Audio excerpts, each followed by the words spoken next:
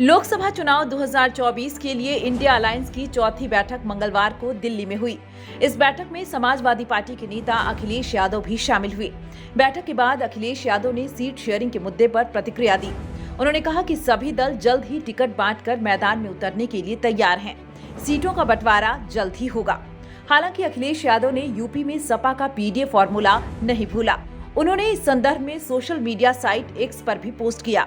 उन्होंने लिखा, इंडिया की जीत सामाजिक न्याय की जीत होगी और पीडीए की स्ट्रेटजी की सफलता। अखिलेश ने कहा, मैंने पहले दिन से कहा है कि इंडिया अलायंस की रणनीति पीडीए होगी। हम बीजेपी को हराएंगे। यूपी में 80 हराओ और लोकतंत्र बचाओ। उन्होंने कहा, इंडिया गठबंधन की बैठक हुई है और जल्द ही टिकट बांटकर हम मैदान में उतरने के लिए तैयार हैं। हम सभी लोग जनता के बीच दिखाई देंगे। बसपा के साथ गठबंधन के सवाल पर अखिलेश यादव ने कहा, सपा को जो पक्ष रखना था वो हमने बैठक में कह दिया। किसी एक दल के बारे में कोई जानकारी नहीं है। सपा नेता ने कहा, इंडिया गठबंधन की रणनीति पीडीए ही रहने वाली है।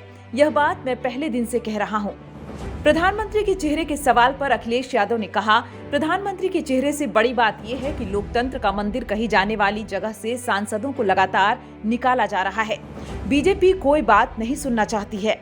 महंगाई और बेरोजगारी सरीखे मुद्दे हैं, लेकिन इस पर कोई ध्यान नहीं दिया जा रहा है। अखिलेश यादव की प्रतिक्रिया से यह स्पष्ट है कि वह इंडिया अलायंस की बैठक में हुए निर्णयों से संतुष्ट हैं। उन्होंने कहा कि सभी दल जल्द ही टिकट बांटकर मैदान में उतरने के लिए तैयार हैं। उन्होंने यह भी कहा है कि इंडिया गठबंधन की रणनीति पीडीए ही रहेगी। अखिलेश यादव ने बसपा के साथ गठबंधन के सवाल पर कोई स्पष्ट जवाब नहीं दिया है। उन्होंने कहा है कि सपा को जो पक्ष रखना था वो उन्होंने बैठक में कह दिया है। प्रधानमंत्री के चेहरे के सवाल पर अखिलेश यादव ने एक बार फिर बीजेपी पर हमला बोला है। उन्होंने कहा कि बीजेपी लोकतंत्र का सम्मान नहीं करती है।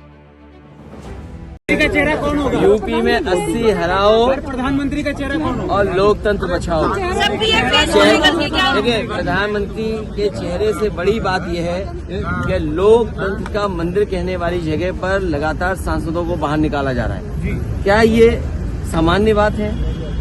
भारतीय जनता पार्टी कोई बात सुनना नहीं चाहती, न देखना चाहती है। चरम सीमा पर महंगाई है, किसान की आय दोगुनी अभी तक नहीं हुई। ये तमाम वो सवाल है जो हमें जनता के बीच में ले जाने हैं। यूपी में गठबंधन 80 हराएगा, 80 हराएंगे। भारतीय जनता पार्टी देश से हट जाएगी।